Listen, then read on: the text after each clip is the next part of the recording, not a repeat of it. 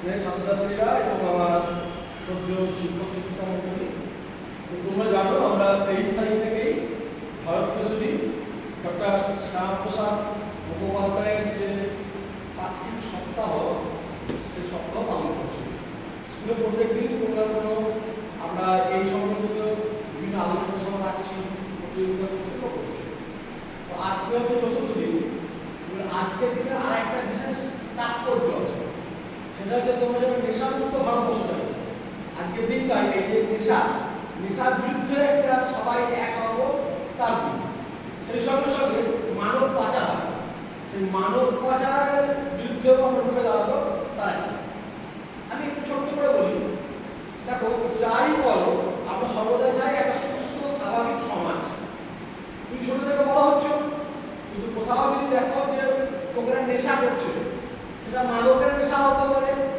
মাদকের নেশা মানে কেন?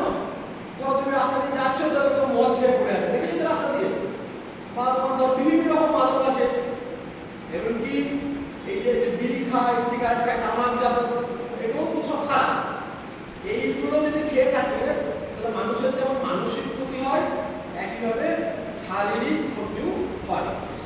তা আমাদেরকে কি করতে হবে? যুব সমাজকে এই নেশা থেকে আমাদেরকে মুক্ত হতে হবে সবাইকে। এবং তোমরা যারা ছোট ছোট ছেলে আছো, তোমাদের পাড়ায় যারা আছো, পাড়ায় বাবা মা কাকা সবাইকে বোঝাতে হবে। ছোটরা বোঝালে কিন্তু খুব ভালো বুঝতে পারে যে না, এরকম নেশা করবে না, নেশা করলে সমাজের ক্ষতি হয়। তোমাদের দেখে দেখে ছোটরাও শেখে।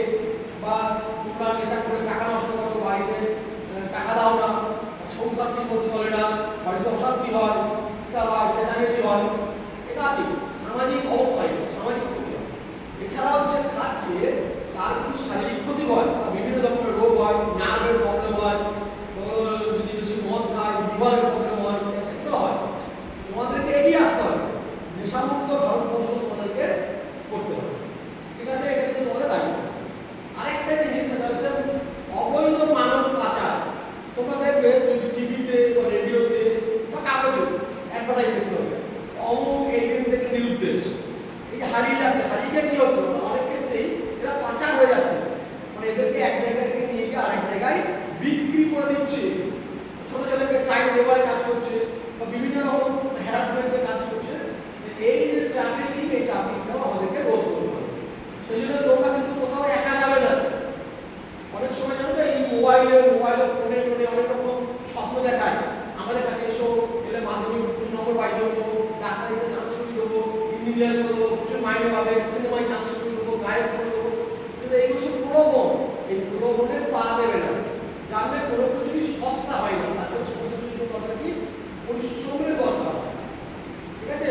বাড়ি থেকে যখন কোথাও বেরোবে, বন্ধুরা খুব সমাজে বাবা মাকে সঙ্গে নিয়ে যাবে। বাবা যদি না থাকে, তাদেরকে বলে যাবে আমি এর সঙ্গে এইখানে গেলাম, কোনো কিছু লুকিয়ে যাবে না। এবং কোনো জায়গায় যদি খবর পাও, এটা তোমাদের ঘটনা ঘটেছে, ধরো তুমি খবর পেলে আমার ওই বন্ধুটা কালকে বা পরশুদিন বাইরে থেকে কেউ ডেকে চলে যাবে, এই খবরগুলো পেলে তার বাবা মাকে, শিক্ষক শিক্ষিকাকে, পাড়ায় বা বয়স্ক লোক এসে বলে দেবে, এবং পুলিশকেও কিন্তু খবর জানাবে।